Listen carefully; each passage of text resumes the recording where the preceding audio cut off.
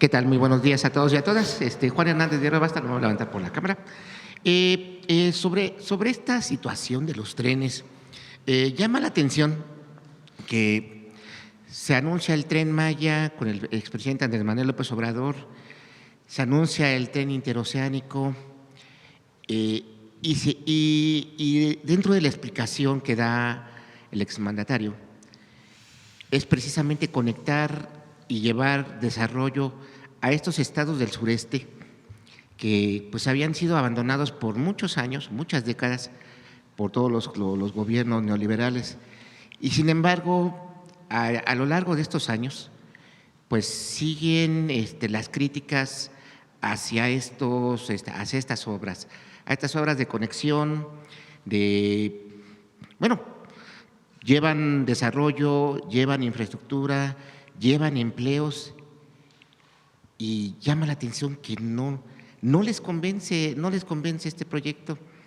Y la pregunta va enfocada dentro del Tren Transísmico, ¿qué otros programas y otras obras se están trabajando con la población, con los estudiantes, con las universidades, con organizaciones? Porque hay organizaciones civiles que realmente sí están queriendo trabajar para llevar cultura, llevar turismo, llevar el verdadero desarrollo social a estas regiones. Estamos hablando de regiones en donde el INEGI ha dicho que había marginación, que había pobreza, que había pues abandono institucional sistemático por décadas, y hoy están aquí demostrando este trabajo que no estamos hablando de un año, estamos hablando ya de prácticamente, pues sí, todo un sexenio y lo que le sigue de usted, presidente. Esa sería mi primera pregunta.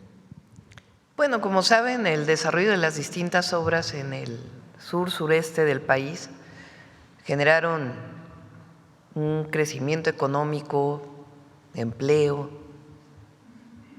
y lo que llamamos desarrollo integral,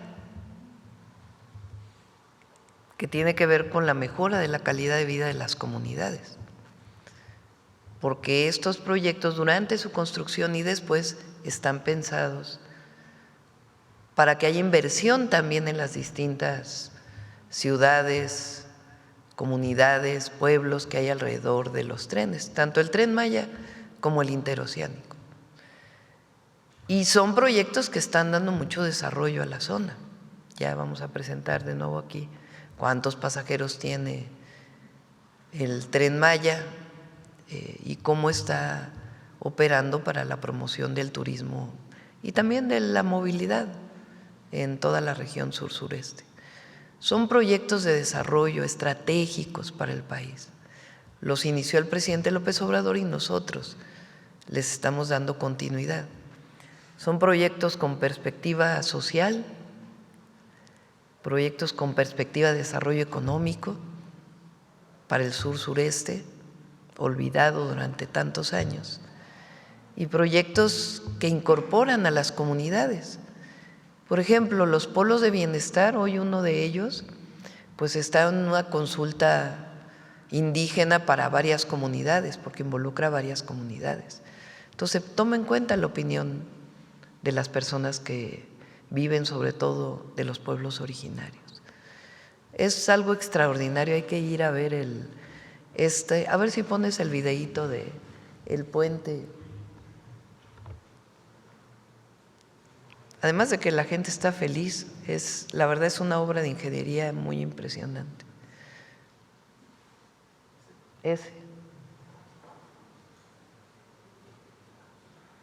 Y todo eso lleva en la parte baja un parque lineal para beneficio de las comunidades. De estas obras de conexión del tren, y retomando un poquito las cifras de población que ha salido de la pobreza, ¿cuántas han sido de esos estados que estábamos hablando marginados? Estábamos hablando de Chiapas, estábamos hablando de Tabasco, estamos hablando de Campeche, Oaxaca. ¿Cuántas y el personas? sur de Yucatán también, y Quintana Roo también, el sur de Quintana Roo, que estaba, digamos, ahí el gran desarrollo de Cancún,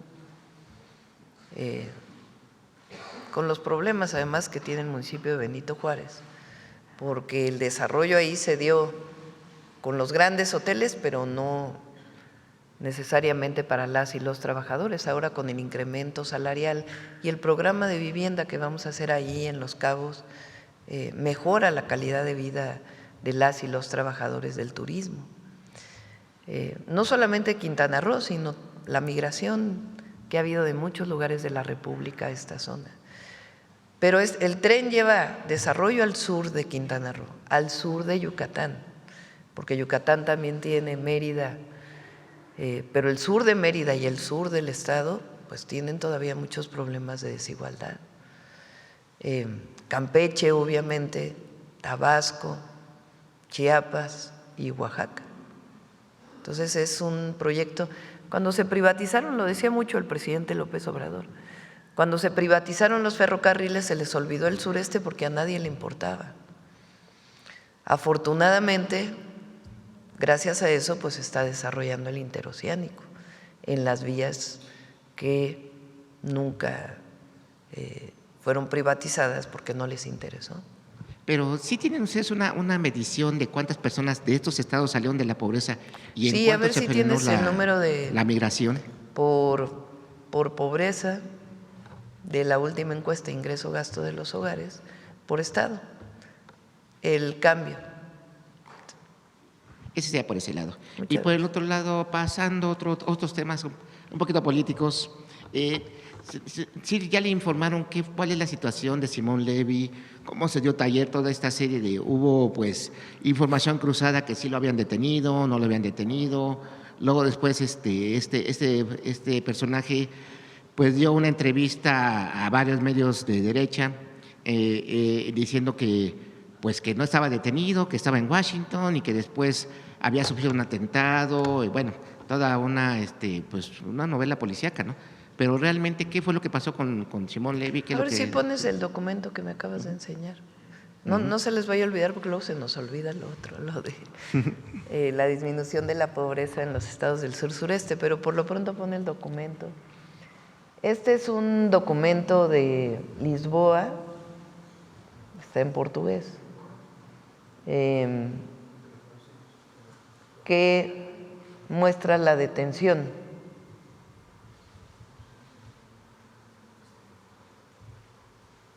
por medio del presente correo electrónico, es obviamente la traducción del documento. Se informa que el ciudadano Simón N. fue detenido el día 28 de octubre del 2025 al ingresar en territorio nacional en virtud de una orden internacional de detención, habiendo sido presentado ante el Tribunal de Apelación de Lisboa en el día de hoy. Entonces es un documento oficial de Portugal que habla de la detención. Él parece que tiene nacionalidad de alguno de los países europeos, no tenemos certeza si es Portugal o algún otro país, y por lo tanto lo liberan, pero no le permiten salir del país. O sea, que sí está siguiendo un protocolo para, en este caso, pues… Hay dos órdenes de aprehensión derivadas de carpetas de investigación en la Ciudad de México en el año 21 y 22, creo. Una de ellas fue puesta por un particular, por una agresión de un particular. Y la otra tiene que ver con la construcción de pisos de más de una violación ambiental que hubo por una irregularidad. Son dos órdenes de aprehensión que vienen desde hace mucho tiempo. ¿Qué pasa con esas órdenes de aprehensión? La Fiscalía General de la República, a partir de las órdenes que tenía la Fiscalía de la Ciudad de México, liberan una ficha roja que se llama, que la Interpol pues tiene activada de manera permanente. Entonces esta persona llega a Portugal y ahí es detenida, como lo señala ese documento. Como también tiene nacionalidad de un país europeo, tiene la liberación, no es deportado, digamos, tiene la liberación y ahí tiene que seguir pues todos los procesos. Ya la Fiscalía tiene que informar, la de la Ciudad de México y la Fiscalía General, pues que procede hacia adelante. Pero es cierto que lo detuvieron y en realidad pues no era, estaba falto de la verdad, vamos a decirlo así, el que no estaba en Portugal, sino que estaba en Washington. Digo, menciono esto porque el día de ayer en las entrevistas que estuvo dando, pues dijo que era objeto de persecución política, dijo que había sufrido un atentado No, y no tiene que… nada que ver. Es más, pues tiene que explicar la Fiscalía por qué hasta ahora viene esta detención, ¿no? Pero sí hay una ficha roja. Personalmente, yo no tenía conocimiento de que él tenía órdenes de aprehensión derivados, o que había órdenes de aprehensión vigentes derivados de aquellos acontecimientos del 21 y 22, de 2021 y 2022. ¿Qué presentamos aquí? Sencillamente pues la información que tenemos derivado pues de esta situación que se presentó el día de ayer en términos de la información. Ya tenía las cifras de pobreza. Bueno, y bueno, finalmente dos Y preguntas. no tiene nada que ver con un asunto político ni nada, porque sino sencillamente pues dos carpetas de investigación que había desde esa época. Y bueno, y dos últimas preguntas. La primera, pues, ¿qué otras iniciativas de ley faltaría de su gobierno de impulsar para de alguna manera ya cimentar bien lo que sería el segundo piso de la Cuarta Transformación? ¿Qué es lo Bueno, que vienen todavía algunas leyes adicionales, pero una buena parte de lo que nos propusimos ya fue aprobado. Las reformas constitucionales, la recuperación de Pemex y CFE como empresas del pueblo de México y la nueva regulación energética que echa para atrás una buena parte de la regulación que se derivó de aquel proceso del 2013, en donde Pemex y CFE pues realmente estaban destinadas a desaparecer. Lo que tiene que ver con pueblos originarios, ya está la reforma al artículo 2 constitucional, ahí viene todavía la ley reglamentaria que tiene que ser resultado de una discusión y una consulta con todos los pueblos de nuestro país, suficiente consulta para que todo el mundo esté de acuerdo. Lo que tiene que ver con seguridad, el Sistema Nacional de Seguridad que impulsamos, prácticamente son 60 leyes y casi 20 reformas a la Constitución que impulsamos y que ya han sido aprobadas. Bueno, eso ya digamos para cerrar con digamos la pinza, ya tener bien cimentado. ¿Sí le faltaría algo más? Sí, hay, por ejemplo, la ley reglamentaria del segundo constitucional con relación a la reforma de los pueblos indígenas. Ese es algo que tenemos que construir conjuntamente. Y faltan algunas otras que ya iremos presentando. Bueno, ya. Pero las centrales, reforma al Poder Judicial, ya pues quedó completo el sistema realmente, incluida la reforma a la ley de amparo que recientemente fue aprobada,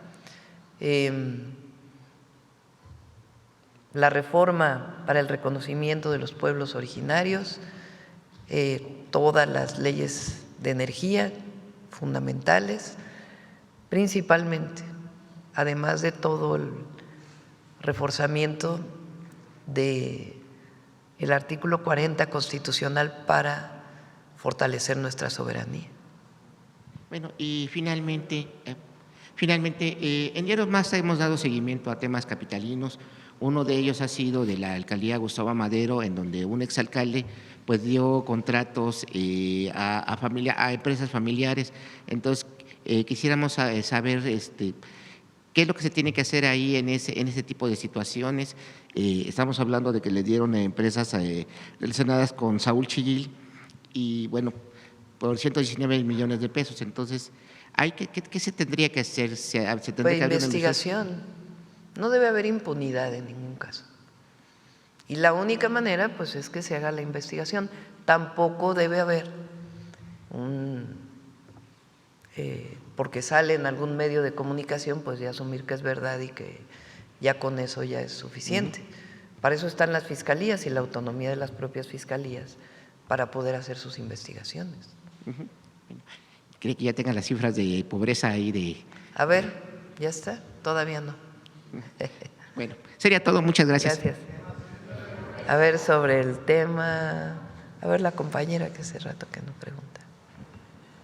Ya vamos para allá. Gracias, Presidenta. Sandra Aguilera, de Grupo Larsa Comunicaciones. Presidenta, antes que nada quiero agradecerle a usted y agradecerle a Eurípides Flores de la SEP y al senador Emanuel Reyes Cardona por la atención que me dieron para lo de los reboes que estuvieron viendo. Ya lo arreglaron, ya los pusieron que no son válidos, y además cerraron ya la escuela, la Universidad de Veracruz. Muchas gracias, Presidenta. En ese sentido, Presidenta, quiero preguntarle, la constancia de situación profesional se está convirtiendo en lo que pocos documentos logran ser una fuente confiable, útil y sobre todo verificable. Desde que usted fue jefa de gobierno, externó la intención sobre la posibilidad de digitalizar el mayor número de trámites. Hoy somos testigos de que esto es una realidad. La constancia de situación profesional es un instrumento que constantemente se está actualizando y que brinda públicamente un resumen de cada profesionista a cargo de la Dirección de Profesiones de la SEP.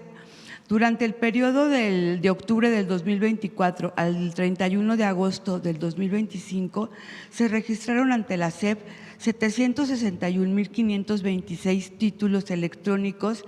Del mismo modo, se expidieron un total de 672,223 cédulas profesionales.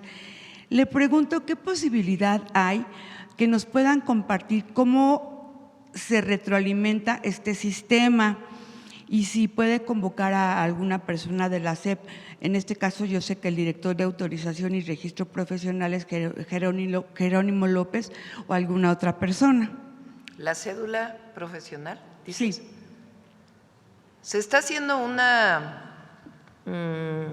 digamos, fortalecimiento de la seguridad de la cédula profesional para poder garantizar la identificación de la fotografía de manera digital.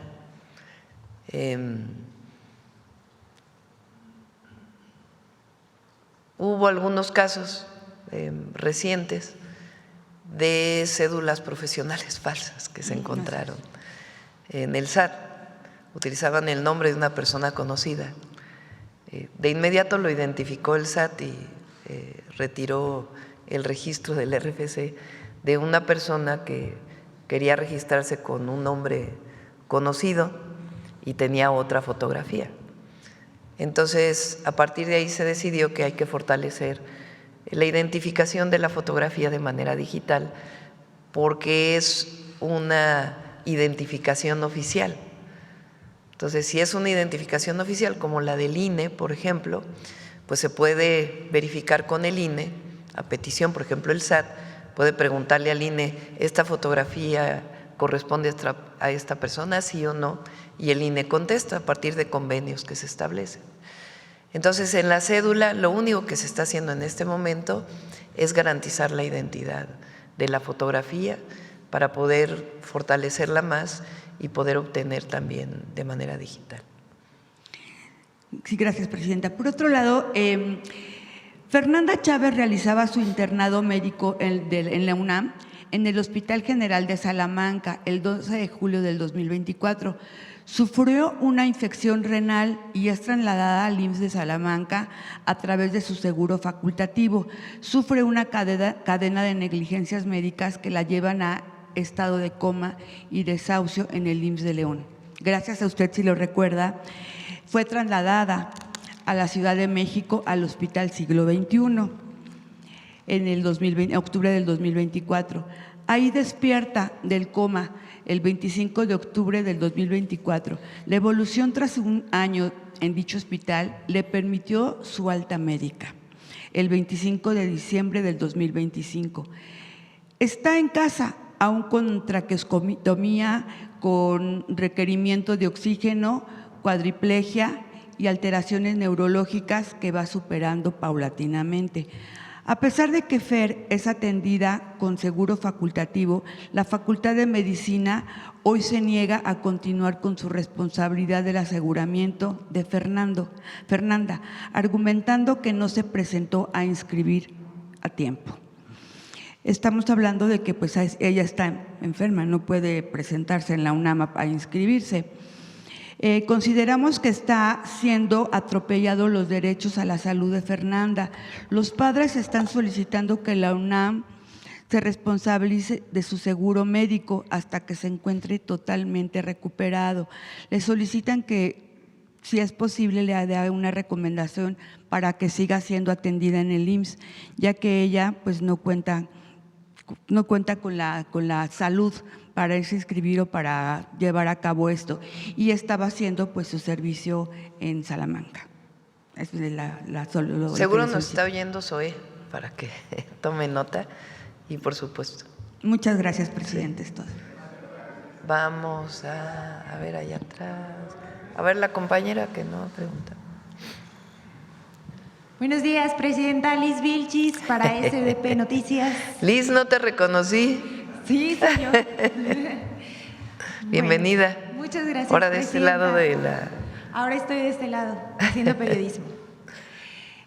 Usted, presidenta, ha publicado recientemente 2 piezas de comunicación. Una es el documental Los primeros 365 días, la transformación avanza. Y la otra es su libro Diario de una transición histórica. En ambos usted expresa pensamientos profundos de lo que usted define la historia actual de México. En ambas se destaca una frase que quiero decirla aquí, dice: no hay nada más poderoso que la convicción política, es similar al amor. ¿Nos podría compartir, por favor, cómo se traduce esa frase en su quehacer como presidenta de México, como la primer presidenta de México, hacia el pueblo de México? Digo ahí en el documental, en efecto, y lo defiendo porque es pues la historia de muchos de nosotros, de nuestra vida. ¿Cómo es que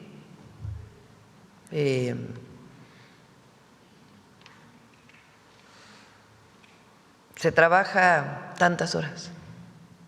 No todos los presidentes trabajaban tantas horas. Hay algunos que jugaban golf, andaban en fiestas. ¿Qué te mueve personalmente como parte de un movimiento? La convicción en la transformación, el deseo, el anhelo de mejorar las condiciones de vida de la mayoría del pueblo. Esa convicción, que en mi caso nace desde niña por mi familia y lo que aprendí en mi casa y lo que fui construyendo a lo largo de la participación en los movimientos sociales, es muy poderoso, muy poderoso. ¿Qué es lo que hace que los compañeros servidores de la nación, servidoras de la nación, estén caminando 5 horas para llegar a un poblado, para poder levantar un censo, para poderle dar apoyo a la gente en condiciones de vulnerabilidad como las que se presentaron con las lluvias? La convicción. ¿Qué es lo que hace que cuando estábamos en la oposición trabajáramos, en mi caso en la universidad, atendiera a la familia y además el tiempo que pudiéramos se lo dedicábamos al movimiento? ¿Qué es lo que hace eso? La convicción. Pero es la convicción no de una persona, es la convicción de millones y millones de personas que lograron la transformación de México. Eso es lo que no entiende la derecha ni el conservadurismo. Y sí, es una forma de amor, amor al pueblo y amor a la patria. Eso es lo que nos mueve. Y de alguna manera lo traté de expresar pues, en ambos documentos. Presidenta, me gustaría preguntarle también sobre la campaña que está mencionando de la derecha para intentar meter la narrativa pública de una división entre el expresidente López Obrador y usted. Y en el fondo, esta campaña busca dividir al movimiento de transformación. En su libro usted dice: es un honor servir a mi pueblo y a mi patria. Nuestros adversarios políticos y la oligarquía quisieran que me deslindara de AMLO, que no lo llamara presidente, pero ese deslinde no ocurrirá y tengo razones para ello, porque respeto a quien ha entregado su vida a la transformación de nuestro país, porque lo admiro con convicción, porque el pueblo al que me debo quiere legítima y genuinamente a AMLO. Y finalmente, porque reconocer al otro engrandece al ser humano. ¿A qué piensa usted que se debe esa campaña? ¿Cree que los adversarios políticos de la Cuarta Transformación le haya quedado suficientemente claro ahora que en su pieza literaria lo haya dicho con todas sus letras? ¿O qué piensa que va a pasar ahora con esta campaña? Miren, hay varios conductores, comentócratas, que en realidad son voceros de la derecha, voceros en contra nuestra. Aprovechando tu historia de este lado de la conferencia, pues está lleno de mentiras. Por ejemplo, hoy, ¿qué le heredó el presidente López Obrador a la presidenta Sheinbaum? Problemas con el Aeropuerto Internacional Felipe Ángeles. Eso viene de antes, no es de ahora. La decisión o el documento del secretario del Departamento de Transporte de los Estados Unidos tiene que ver con una mala decisión de López Obrador y es una carga para la presidenta. ¿Qué es lo que buscan con eso? Que yo los lea y diga: ¡ay, sí es cierto! Yo creo que me tengo que deslindar porque si no, imagínense, voy a cargar con aquello. Fíjense, a ver si tienes la foto o nuevas fotos que en la mañana te pedí del aeropuerto, donde iba a ser el aeropuerto de Texcoco.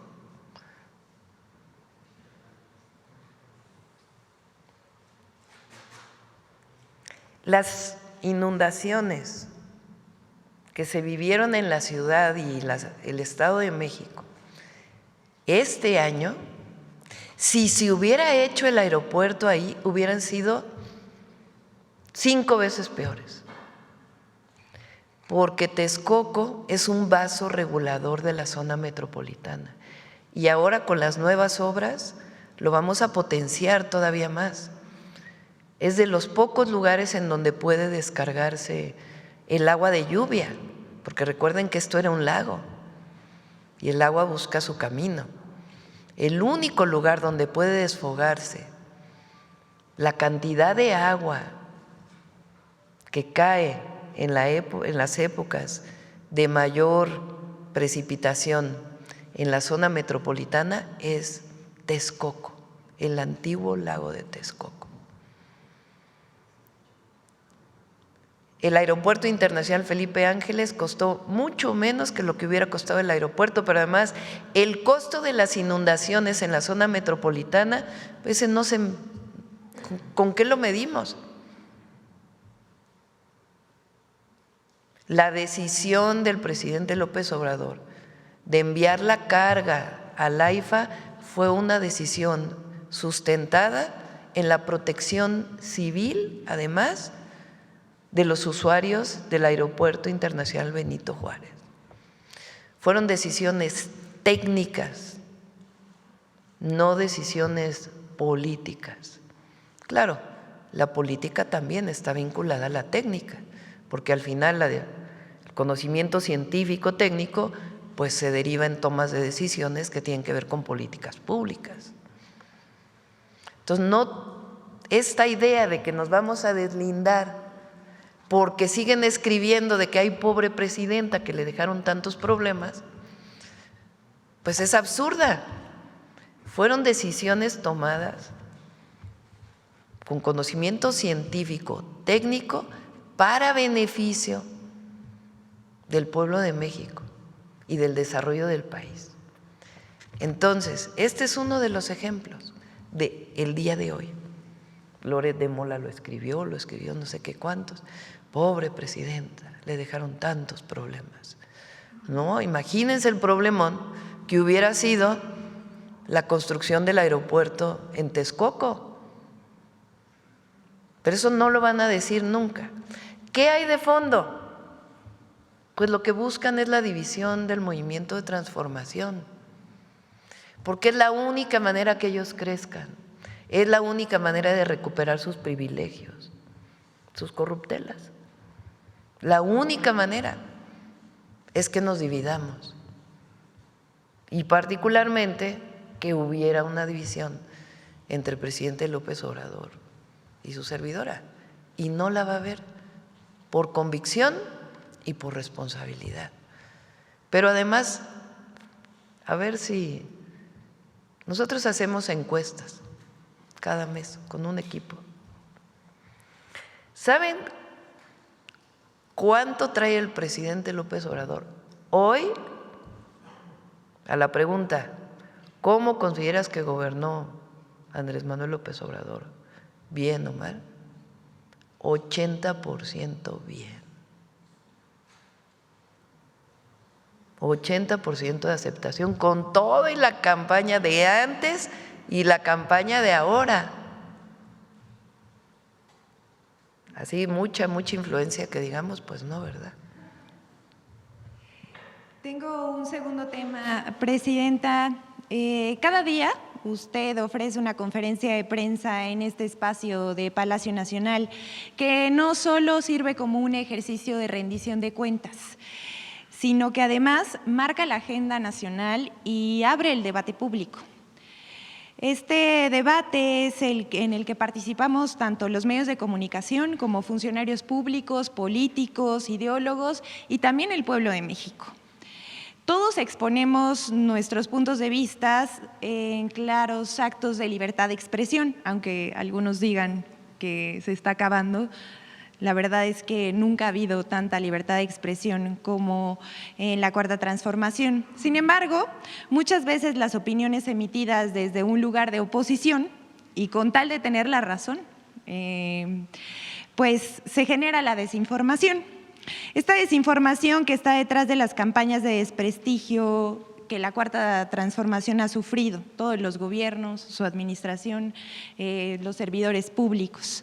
Tales campañas de desinformación, pues usted sabe que no surgen por una casualidad, sino suelen ser dirigidas contra la izquierda mexicana, como bien sabemos, orquestadas por intereses políticos y económicos, y hasta por grupos criminales afectados por la transformación de la vida pública de México. Mis preguntas son, ¿usted considera que hay una crisis de desinformación en nuestro país y si ha tenido impacto?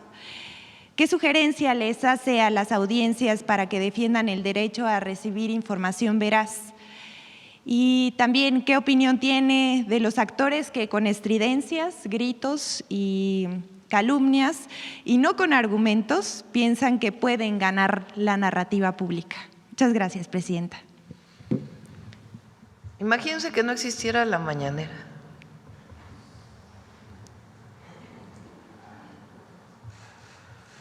Que no diéramos aquí la información, por ejemplo, de la actuación del gobierno durante las lluvias recientes.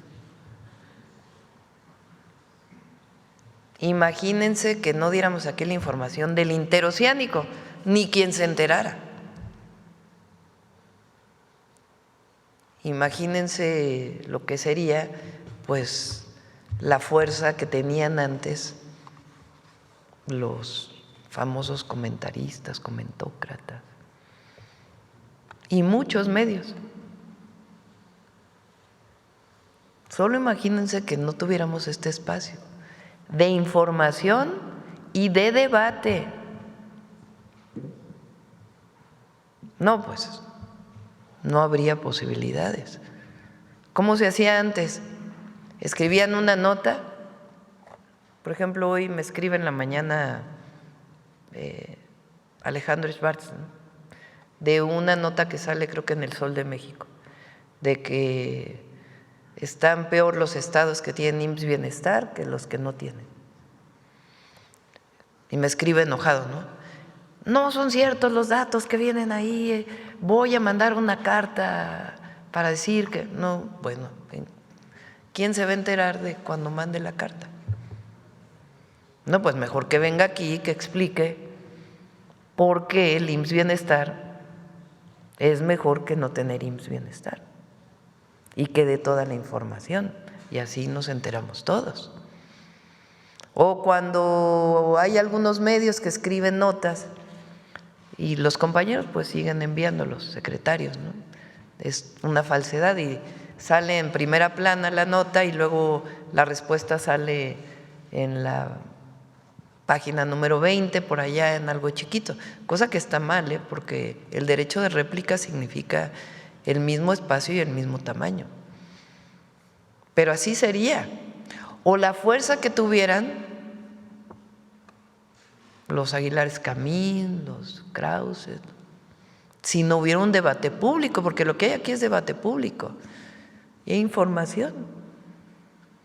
Por eso cuando lo digo ahí en el libro, que tenía yo pues la decisión de si continuábamos con las mañaneras o no, hicimos una encuesta que la presenté cuando el periodo de transición, allá en la casa de campaña que teníamos.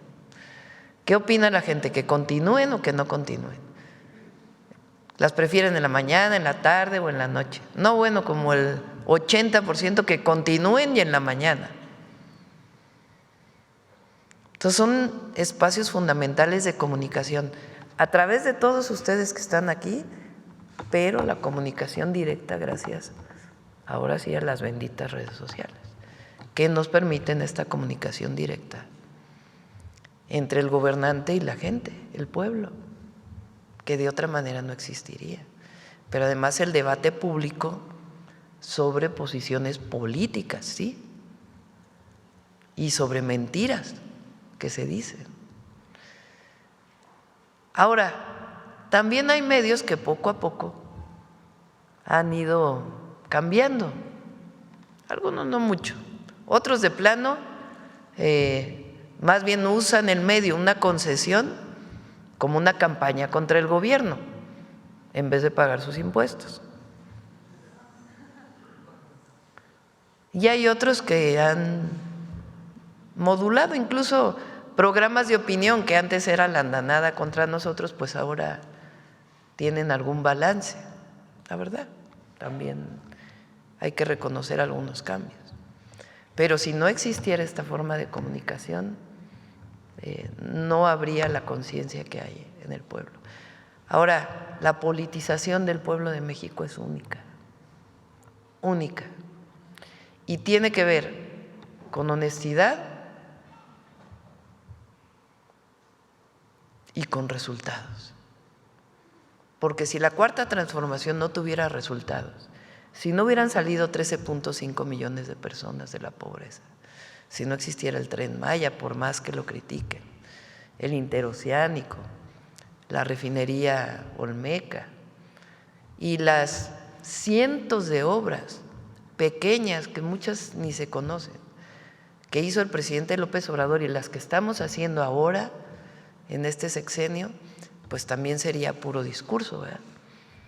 Y la verdad es que los hechos son los que hablan por sí mismos. Entonces, no vamos a cambiar la forma de comunicación. Muchas gracias, presidenta. Gracias, Liz, y felicidades. Gracias. Vamos, ¿quién más? Allá atrás.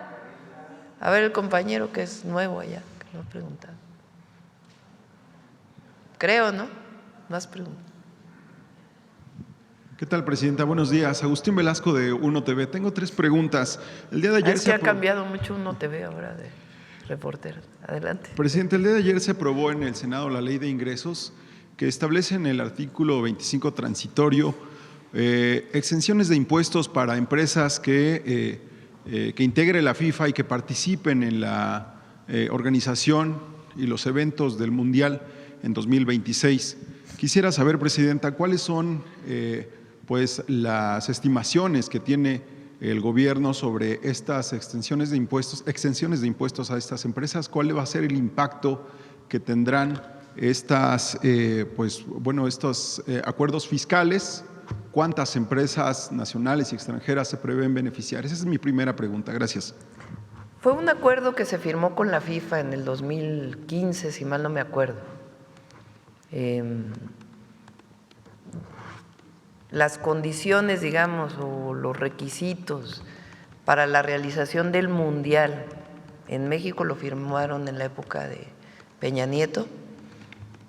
Nada más pregúntale a Gabriela si fue 2015 o qué época, o a Rosa Isela, si es ese el año. Se firmaron estas exenciones, de tal manera que era un contrato que ya estaba establecido con México. Nosotros cambiamos algunas de esas características que se habían firmado en aquella época, pero pues ya era un contrato firmado y por lo tanto pues se establece en la ley, porque así tiene que ser. Podemos pedirle al secretario de Hacienda que venga un día a platicar. El lunes vamos a presentar el Mundial, ahora sí. De hecho, lo vamos a presentar fuera de aquí. Vamos a ir a Los Pinos. Los vamos a invitar allá en la mañana. En la mañanera a las 8, va a ser a las 8 de la mañana el lunes, en Los Pinos, en el parque abierto, porque se van a presentar pues algunas actividades especiales. Va a estar muy bonito. Pero tiene entonces las exenciones. Las puede explicar el secretario de Hacienda y el lunes u otro día que pueda venir, que tiene que ver con este contrato que se firmó con la FIFA para la realización del Mundial en México en la época de Peña Nieto. Okay. Presidente, ayer hubo un nuevo ataque por parte de Fuerzas Armadas del gobierno de Estados Unidos a una embarcación en el Pacífico. Quisiera insistir en que si el gobierno mexicano ya tiene la identidad de quienes fueron muertos en estos ataques, el sobreviviente del ataque anterior también en el Pacífico frente a costas mexicanas, y qué información tiene de este ataque el día de ayer. Gracias. El día de hoy se reúne el secretario de Marina con una contraparte de la Guardia Costera y después también se está buscando una reunión con el Comando Sur, que es quien desarrolla estas actividades, y también con el Departamento de Estado. Nuestro objetivo es que siga funcionando el esquema con el que veníamos trabajando, que tiene que ver con información que se proporciona a Secretaría de Marina para que nosotros sean, obviamente en nuestra zona continental y en la zona económica, pues tiene que ser las fuerzas mexicanas, y en el caso de aguas internacionales, que pueda ser, en lo que tiene que ver con la longitud del territorio nacional, lo que veníamos haciendo, que es la captura de estas embarcaciones. Entonces, seguimos insistiendo en esto, no nos han dado más información. Hubo una muy buena reunión, lo dije ayer, con el embajador de Estados Unidos, y se están buscando estas reuniones para que en el caso de la ubicación geográfica que tiene que ver con México, se siga con las operaciones que había previamente. Presidenta, y por último de mi parte, saber si ya se aprobó por parte del gobierno este recurso adicional para garantizar las indemnizaciones de trabajadores del Estado que fueron separados de sus cargos tras la reforma judicial, esta indemnización. Son cerca de 6,000 millones de pesos, que siempre dijimos que que no le iba a faltar recurso al Poder Judicial.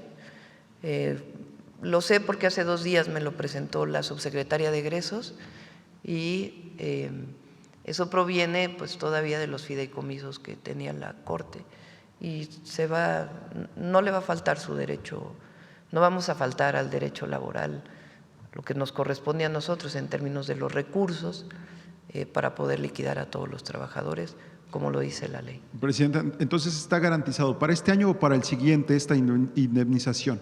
Pues tiene que ver con el Poder Judicial, lo que establezca el Poder Judicial dentro de los esquemas laborales que ellos tienen. Muchas gracias. ¿Quién más? Vamos por acá. A ver, ¿quién más? Estoy buscando algún compañero diferente que no haya preguntado, pero ya han preguntado muchos. A ver, el compañero. Buenos días, Presidenta. Arián Esquivel, de Enlace 13 Televisión. El proyecto del corredor interoceánico se convertirá en una opción para la logística continental, siendo una alternativa para evitar los altos costos de peaje del Canal de Panamá. Preguntarle si tiene el dato de cuáles serían los ahorros millonarios para quienes opten por esta alternativa. El video que viene de los autos, ¿es en Salina Cruz? Sí. A ver si lo pueden pasar. Otra vez. Ahí donde se ven que están llegando los autos.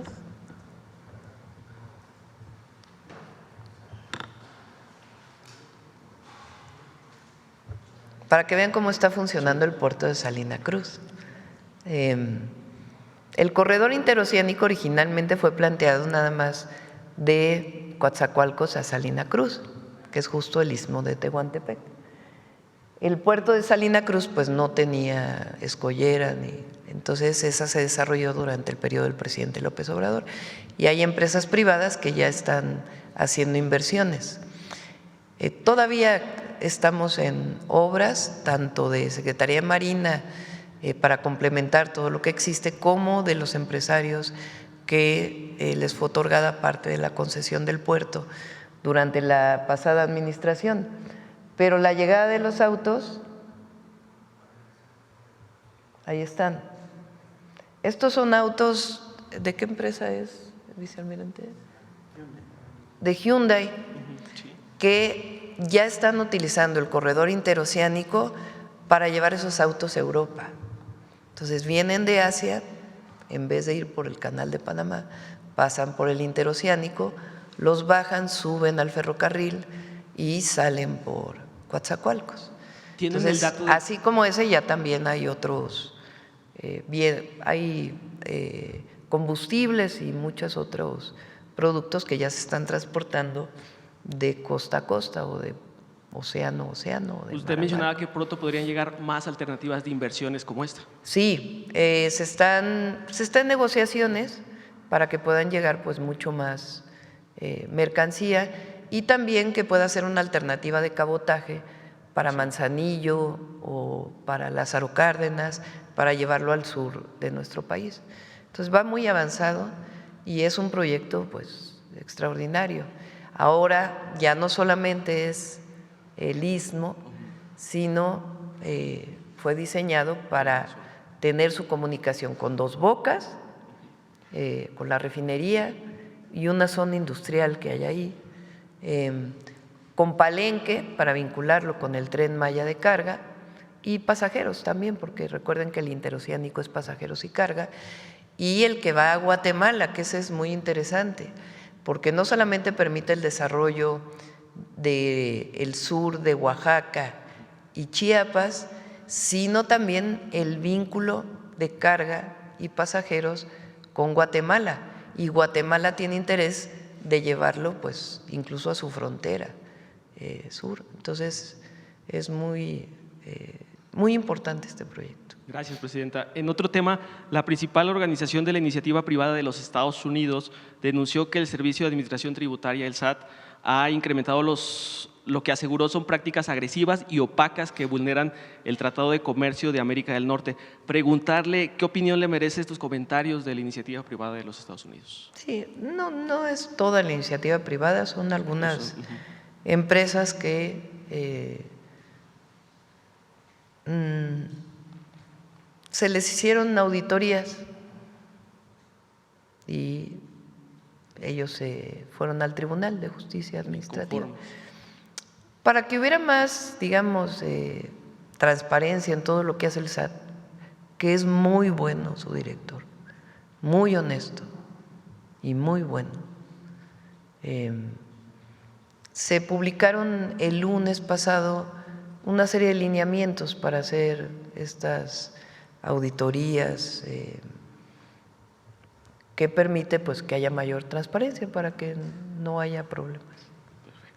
Presidenta, también ayer se comenzó a impulsar la ley Trasciende, la cual promueve la eutanasia y la muerte digna en nuestro país. Preguntarle qué opina sobre esta iniciativa que ha logrado recaudar más de 128,000 firmas. Bueno, tiene su debate.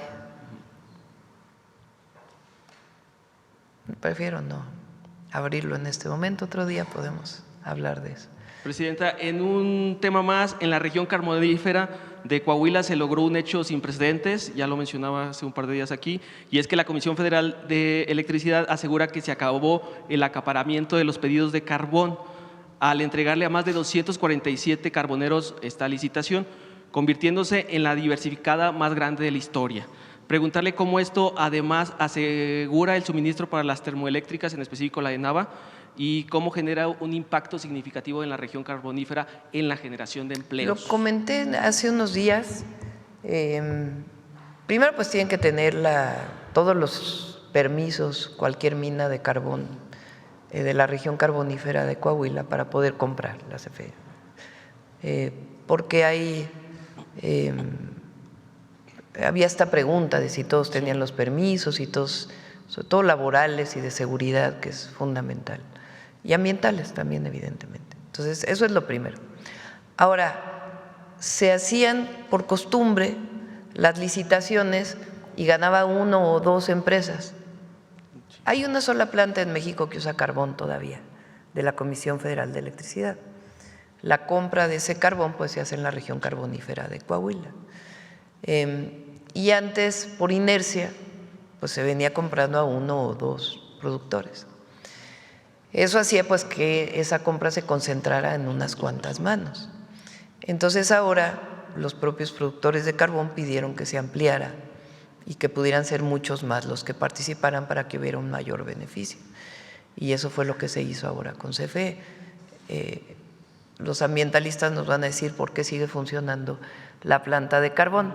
Es parte del plan de CFE que hacia el futuro pues ya no se utilice carbón, que es el combustible que genera más emisiones de gases de efecto invernadero. Pero por lo pronto, mientras sigue operando, pues es importante que genere mayores beneficios sociales. Perfecto, Presidenta. En una última pregunta, las presas a nivel nacional han alcanzado un buen nivel, tienen hasta el momento el 72% de su capacidad. Con esta buena noticia me gustaría preguntarle si buscará entregar agua a Estados Unidos para saldar la deuda que tenemos con la vecina nación, esto a pesar de que hace días venció el plazo que teníamos dentro del Tratado de Agua pactado. México no lo logramos cumplir, quedando a deber el 52% del agua pactada. Hay un acuerdo, hace poco se logró un acuerdo y el acuerdo está en función siempre de la disponibilidad de agua. Como hubo un periodo de sequía muy largo, casi 5 años, formalmente, digamos, aunque siempre está sujeto a la disponibilidad de agua, había una deuda que tenía México frente al acuerdo de 1944. Pero hay comunicación permanente con las autoridades de Estados Unidos y el SILA, así se llama, el área internacional que está a cargo de este tratado, por supuesto con agua, la Secretaría de Relaciones Exteriores, y hay una mesa de trabajo permanente y se acordó la entrega de agua, aprovechando ahora pues que hay más disponibilidad de agua, hay una parte de agua también, todo está acordado con los gobernadores, esto es importante, la gobernadora de Chihuahua, de Nuevo León y de Tamaulipas. Entonces, va a haber una entrega de agua aprovechando que ahora hay mayor disponibilidad. Antes de que termine aunque de todas maneras, sí, acordada de cuánto se entrega y que no ponga en riesgo, primero, pues el consumo humano, que es lo principal, y que tampoco ponga en riesgo la agricultura. Ahora llovió tanto este año, pues que ya no se va a requerir en este en estos meses de aquí a diciembre, pues el riego como se hubiera necesitado en otras épocas, ¿no? Muchas gracias, presidente. Aunque en Coahuila llovió menos, es el estado que menos llovió de todo el país. Sí. ¿Perdón? Un reclamo por el agua que vamos a... No, y hay una mesa de trabajo. Antier recibí una nota de Secretaría de Relaciones Exteriores, están trabajando con Conagua, con todos los gobernadores y hay un acuerdo. Sobre, a ver, ¿quién más? A ver, la compañera. Gracias, presidenta. Buenos días, Hatsiri Magallanes, de MBC Noticias. Quería preguntarle respecto a los acuerdos que dieron a conocer el día de hoy con productores de granos. Hay otro grupo que está en desacuerdo también, que son del estado de Sinaloa, de Guerrero. Están inconformes porque no los incluyeron en estos acuerdos. ¿Los van a incluir o lo van a hacer solamente con los estados anunciados el día de ayer? Hay mesas de trabajo con SADER. En algunos casos también hay otros intereses, no tan legítimos, en estos cierres de carreteras. Pero ahí donde hay interés legítimo de los productores de maíz, hay mesas de trabajo. Varía mucho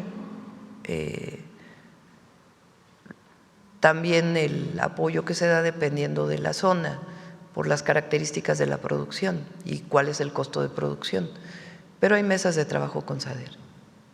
Gracias. Hay quienes aseguran después de estas movilizaciones, de las movilizaciones de los piperos, del asesinato del líder limonero, que hay un desgobierno. Presidenta, ¿está garantizada la gobernabilidad del país? No veo yo desgobierno, ni tampoco el pueblo de México. Son algunos que están en contra nuestra, que ahora utilizan este tema para decir que hay desgobierno. Pero hay gobierno elegido por el pueblo. Ayer el subsecretario de Estado de Estados Unidos, Christopher Landau, criticaba el apoyo que está haciendo México al gobierno de Cuba. Él dice que está basado este gobierno en fantasías, ¿no?, que ocurren en aquel país. ¿Qué es lo que opina al respecto? Pues que la política exterior de México la define México. El apoyo a Cuba ha venido histórico y la política exterior se define con base en nuestros principios. Votaron ayer, ¿no?, el bloqueo a Cuba por amplísima mayoría. Todos los países pidieron que ya no continuara el bloqueo a Cuba, amplísima mayoría. Somos un país soberano, libre, independiente, y la política exterior la definimos los mexicanos. Ahora, tenemos muy buenas relaciones con el gobierno de Estados Unidos. Hay evidentemente temas en los que no estamos de acuerdo y además decisiones unilaterales que nos afectan, pero siempre hemos buscado, siempre, el diálogo para poder resolverlos. Y hasta ahora hemos podido resolver la mayor parte con diálogo. De hecho, pienso yo que muy pronto vamos a llegar a algunos acuerdos comerciales adicionales. Gracias, presidenta. Respecto al sobreviviente del ataque al ataque de Estados Unidos a la lancha dentro de las aguas internacionales, ¿ya tiene información al respecto? Se decía que era incluso un mexicano perteneciente al crimen. No se sabe, no se tiene conocimiento.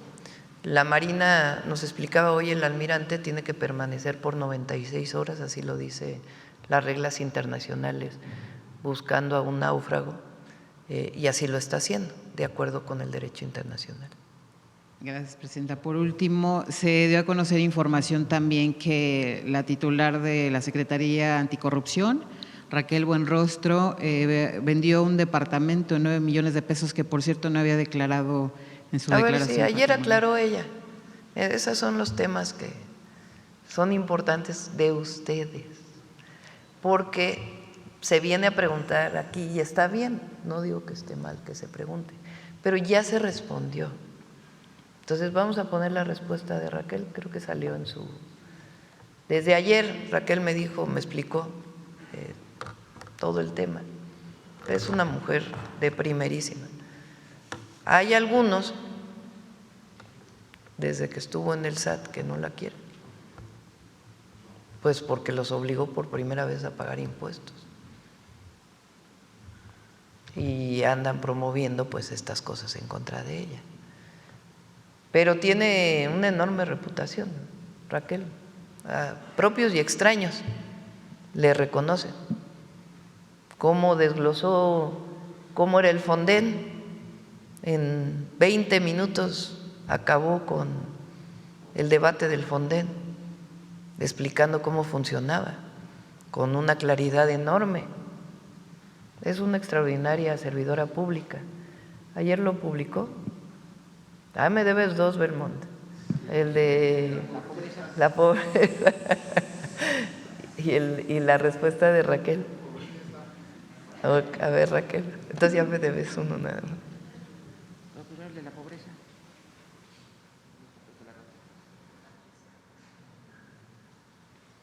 Pero no hay ninguna, no hay nada que haya hecho mal Raquel. Ya lo explicó ella. Sí, ahora lo ponemos para. Gracias, presidente. Sí. Bueno, vamos a ver. ¿Quién más? Ahora vamos aquí con el compañero acá y luego acá, el compañero de chamarra verde. No me acuerdo cómo te llamas. Veracruz. Muy buenos días, presidenta, funcionarios y funcionaria que la acompaña. Presidenta, Veracruz ha sido declarado zona de desastre más de 130 veces en los últimos 25 años, lo que lo convierte en el estado más vulnerable del país ante fenómenos hidrometeorológicos. Presidenta, ¿qué tipo de obras estructurales y programas de mitigación está impulsando su administración para evitar que los desbordamientos de ríos como el Papaloapan o Coatzacoalcos sigan afectando año con año a las mismas comunidades? Tiene que ver con obras aguas arriba, porque muchas veces Veracruz viene alguna lluvia excesiva en Puebla, en Hidalgo, y tarda días en llegar a Veracruz. Entonces tiene que ver con obras aguas arriba y también obras aguas abajo. Como lo expliqué, particularmente para el tema de estas lluvias que vivieron con mucha intensidad 5 estados de la República, viene una etapa de reconstrucción después de la atención a la emergencia y del apoyo a la gente, viene una etapa de reconstrucción. En esta etapa de reconstrucción estamos ya haciendo los estudios, no solamente para reconstruir carreteras, obras de agua potable que quedaron afectadas o de drenaje, sino vamos a hacer desasolve de ríos, que es muy importante, porque estas lluvias no solamente traen agua, sino muchísimo asolve. Entonces va a haber un programa de desasolve de ríos muy importante, particular para el norte, aunque también se tiene que hacer en el sur del estado.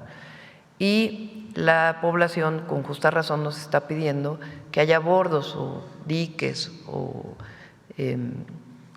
en algunas de las zonas más cercanas a la ribera de los ríos, y también reubicación de viviendas que vamos a hacer. Se está identificando las zonas de mayor vulnerabilidad, hablar con la población para poderlo reubicar, porque si se mantienen justo en la ribera del río, pues tienen el riesgo de volver a vivir una situación como la que se vivió. Entonces van a hacer las tres cosas y además pues trabajando ahí con la gobernadora. Ok, presidenta, no me presenté, Ramón Flores del Centinela Informa.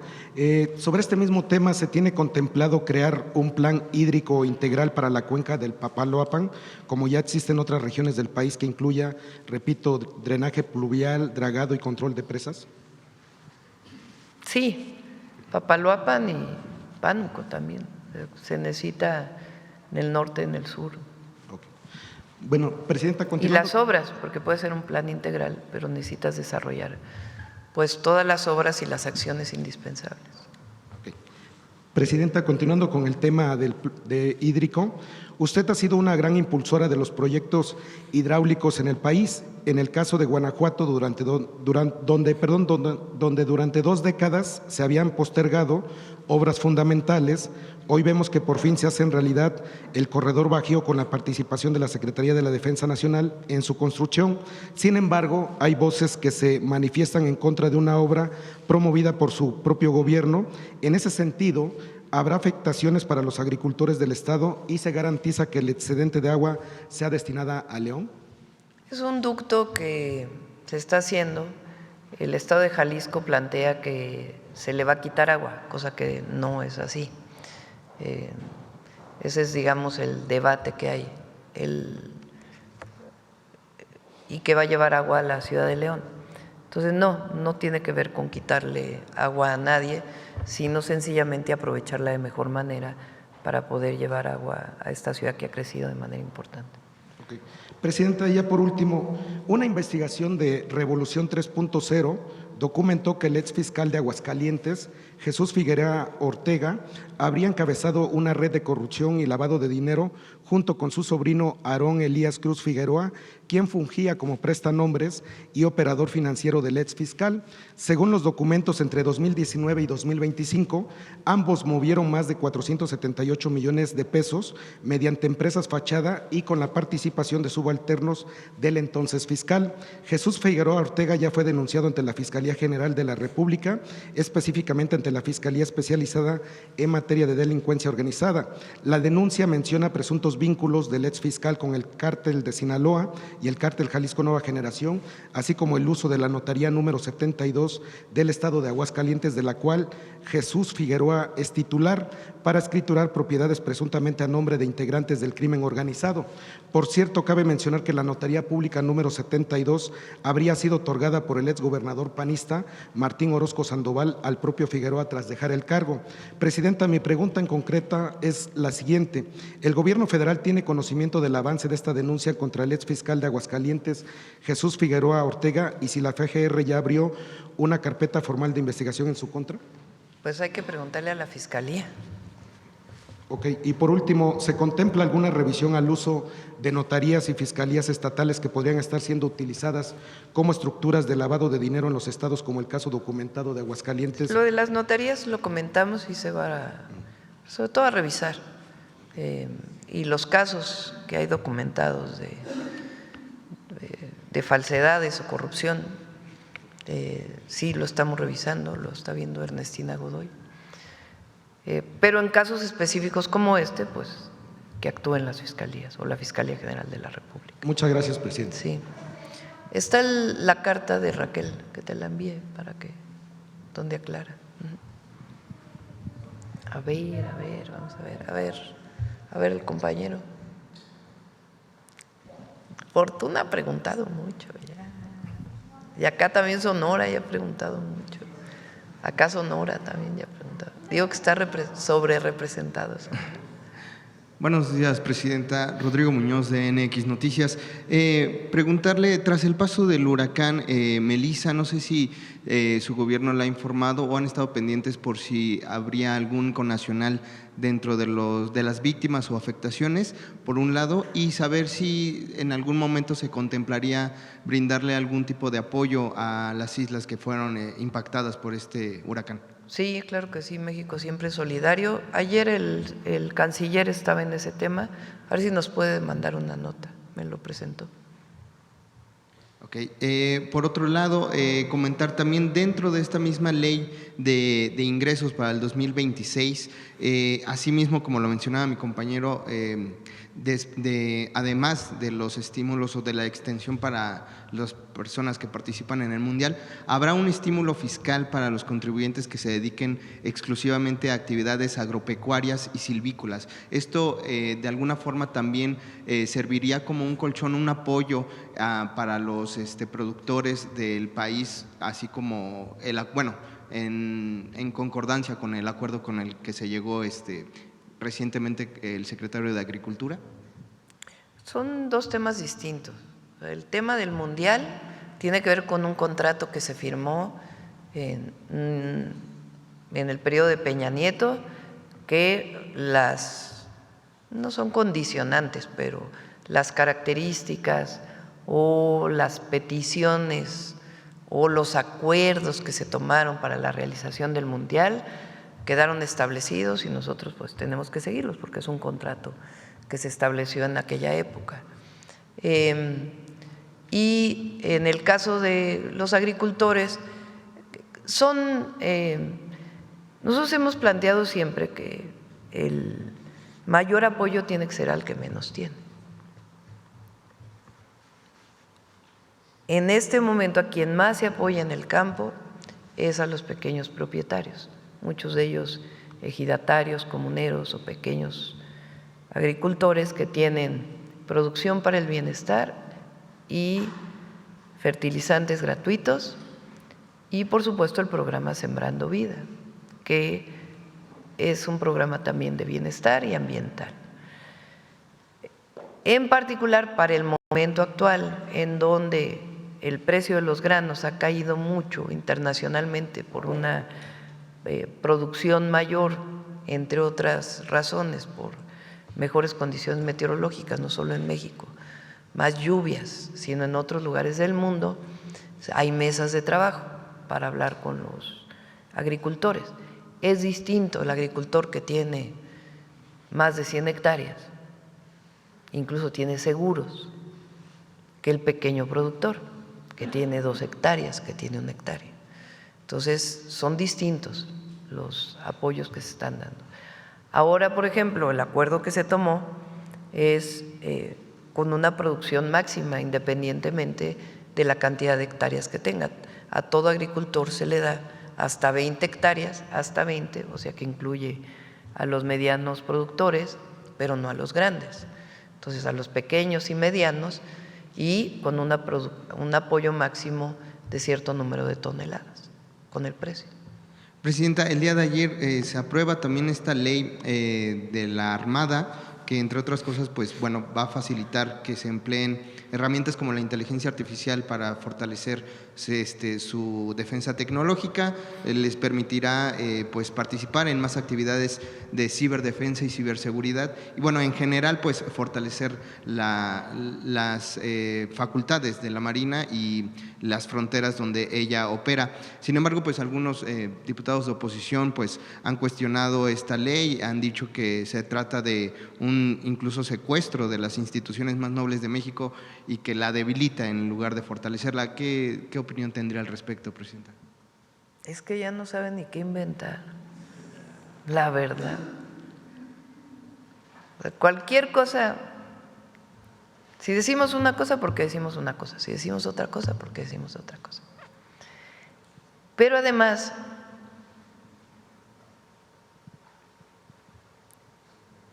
hay mucha hipocresía.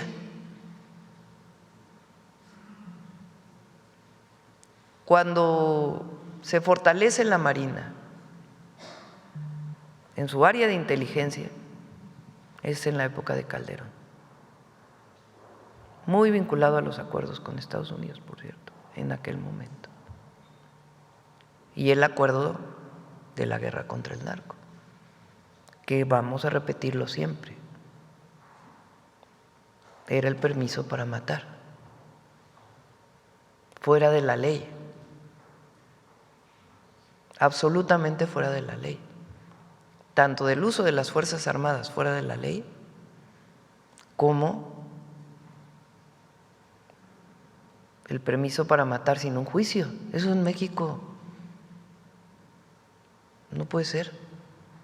Pero se llenan la boca del Estado de Derecho. Entonces, esta crítica que se hace al fortalecimiento de la Armada de México, Marina Armada de México, pues es indispensable. Pues hay nuevas tecnologías, pues obviamente las leyes tienen que adecuarse a las nuevas tecnologías para que pueda cumplir con sus funciones que le mandata el pueblo de México y la Constitución. Pero todos estos argumentos que ahora se dan, pues no tiene ningún fundamento, pero además, repito, es de mucha hipocresía, porque antes hicieron muchas cosas fuera de la ley, el espionaje a opositores.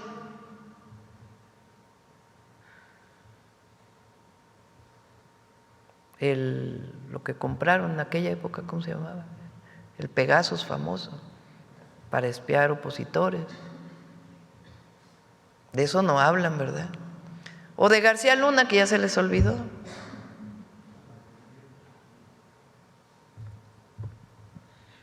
Por último, Presidenta, si me permite, el día de ayer sostiene una reunión el presidente Donald Trump con su homólogo chino Xi Jinping.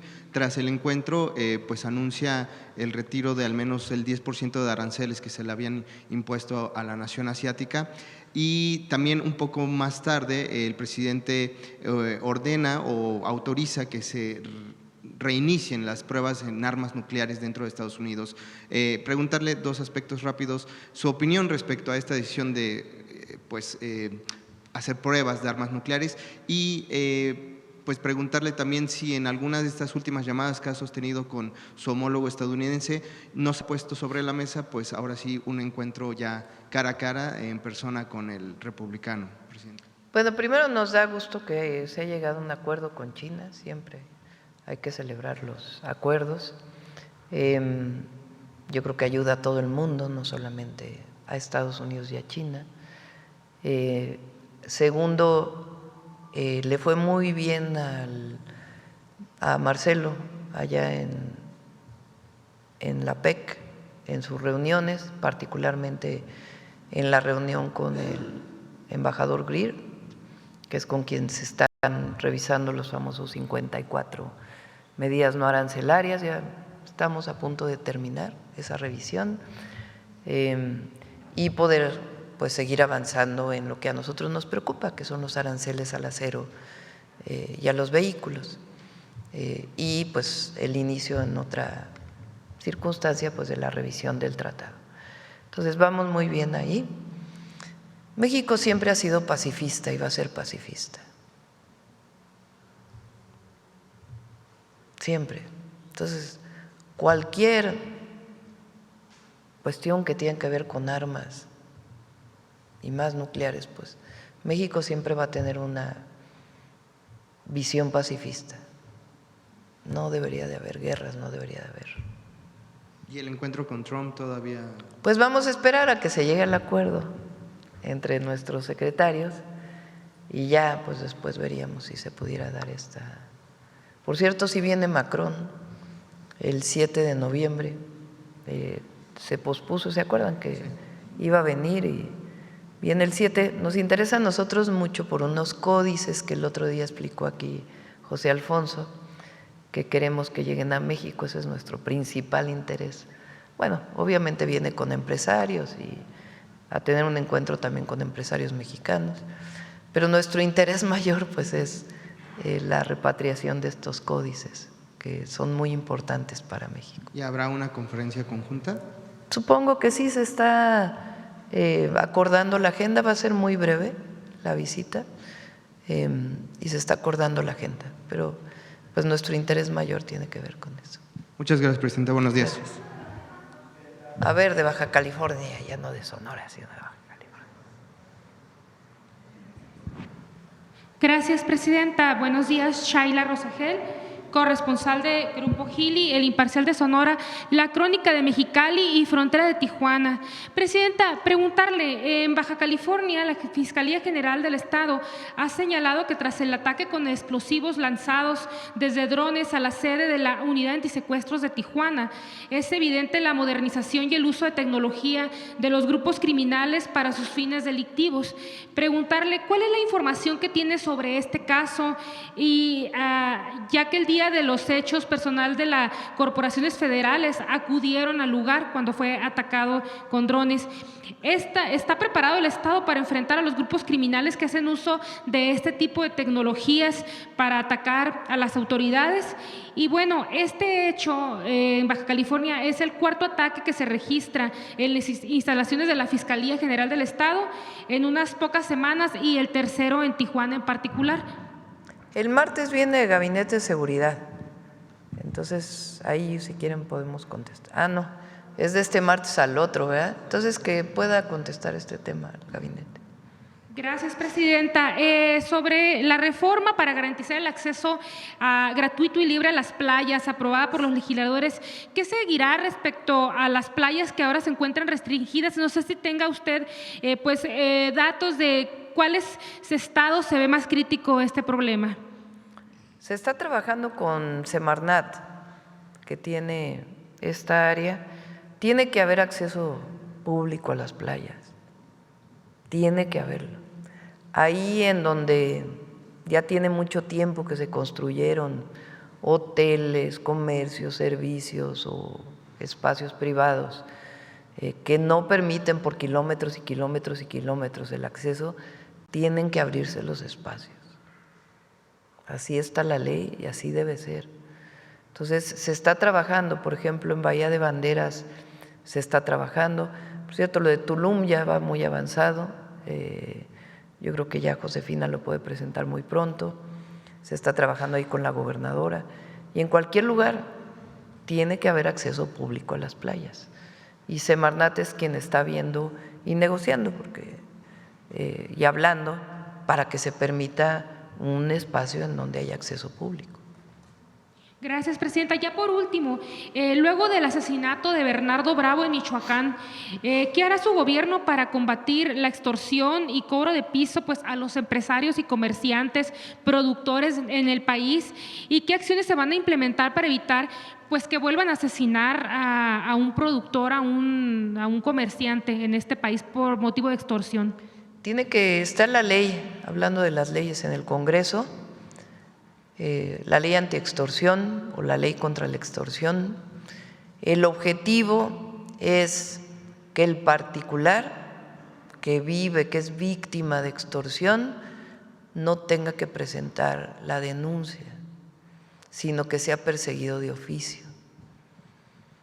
Se cambió la Constitución para que pudiera haber una ley general. Ley general quiere decir que una vez que se aprueba en los congresos, en el Congreso Federal, o sea, Cámara de Diputados y Cámara de Senadores, es obligatorio que los congresos estatales adecúen sus leyes para que este sea un delito que se persiga de oficio.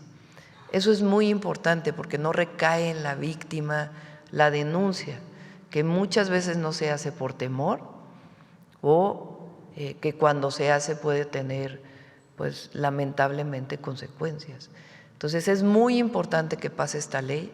Ya se está avanzando con la estrategia antiextorsión, pero en el momento en que la ley sea aprobada se tiene mucho más fundamento para que un juez pueda emitir órdenes de aprehensión en caso de identidad del extorsionador. Sí. Yo creo que terminamos, ¿no? Vamos con Mujeres en la Historia. A ver, ¿qué pasó con lo de Raquel y su carta? A ver, perdóname, Isla. Antes, perdóname, eran dos temas. Bueno, aquí está. ¿Por qué no les pasamos una copia a todos para que la vean?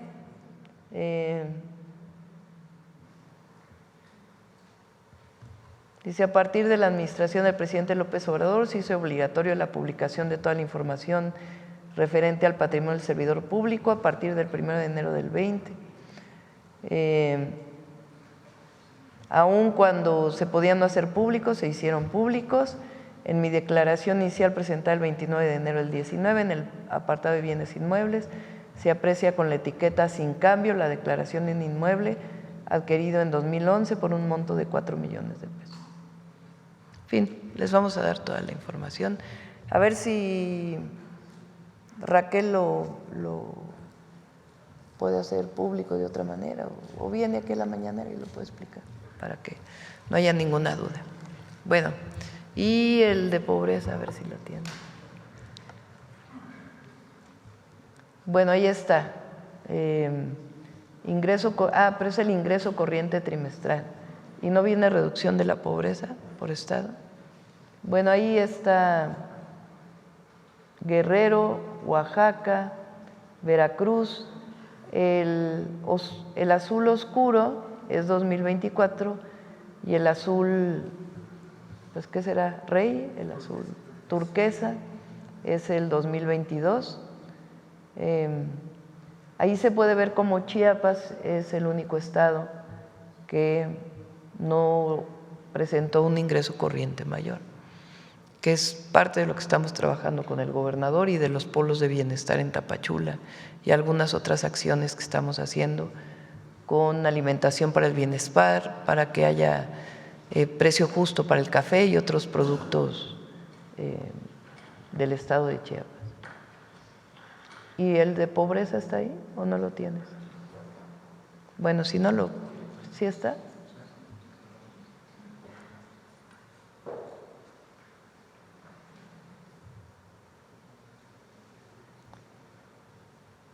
Chiapas pasa de 67 a 66, es el de menos reducción. Guerrero de 60 a 58, Oaxaca es porcentaje de la población de 58 a 51, Veracruz de 51 a 44, Puebla de 54 a 43. Vamos a subirlo a las redes para que se pueda conocer. Son datos del INEGI. Muy bien. Bueno, ahora sí, Noemi. ¿Aquí? Con su permiso, Presidenta.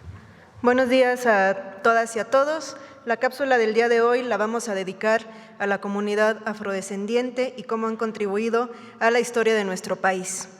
Durante el periodo virreinal, las mujeres africanas y afrodescendientes vivieron bajo una red de leyes, prejuicios y jerarquías que buscaban controlar sus cuerpos, su trabajo y su libertad. En algunas ciudades, las normas coloniales prohibían que vistieran con lujo, que se reunieran de noche o que usaran joyas, mientras eran vigiladas por su origen y por su condición de género.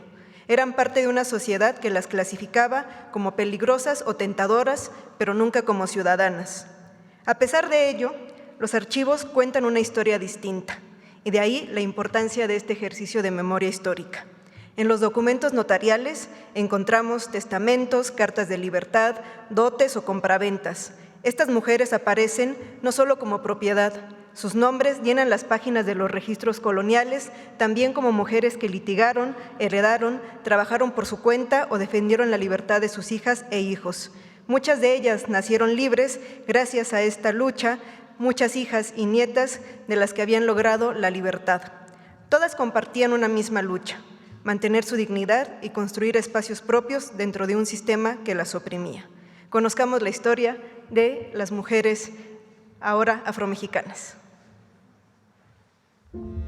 A principios de mayo de 1612, 35 personas africanas y afrodescendientes, entre ellas 7 mujeres, fueron ahorcadas en la Plaza Mayor de la Ciudad de México, bajo la acusación de conspirar en contra del orden virreinal.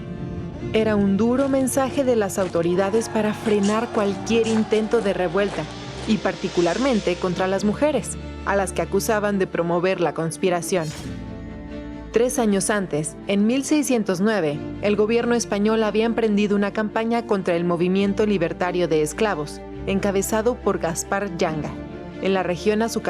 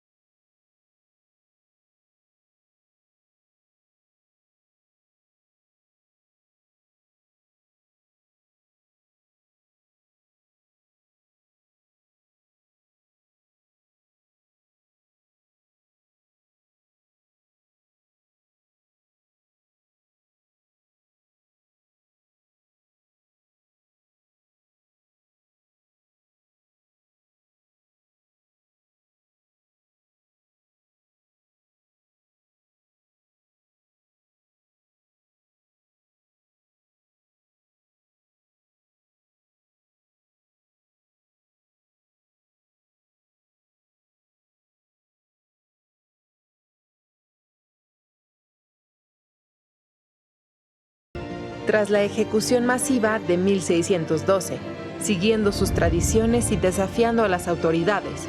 Un grupo numeroso de mujeres afrodescendientes se apresuró a amortajar con delicadeza los cuerpos de las y los condenados. Dignificar la muerte, llorarla y honrar la memoria de los suyos, se convirtió así en un acto de resistencia colectiva y de unidad ante la tragedia. Ni la más feroz de las represiones pudo arrancar la semilla que la cultura africana había sembrado ya en la sociedad novohispana, un legado vigente hasta nuestros días.